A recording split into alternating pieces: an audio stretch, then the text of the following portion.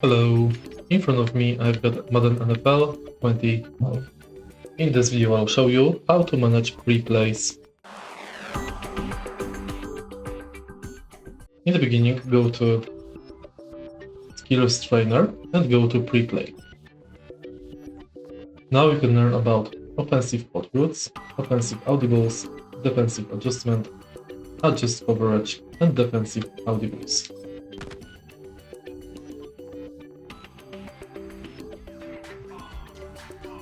Audible by pressing the X button, stall a free freeze, free fire blitz, and prevent a first down.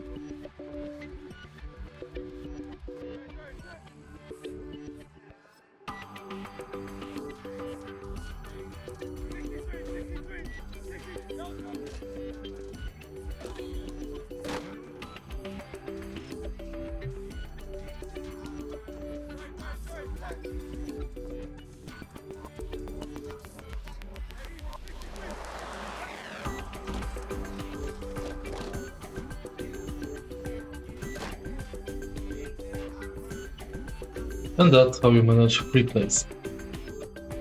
If you find this video helpful, please like, comment and subscribe.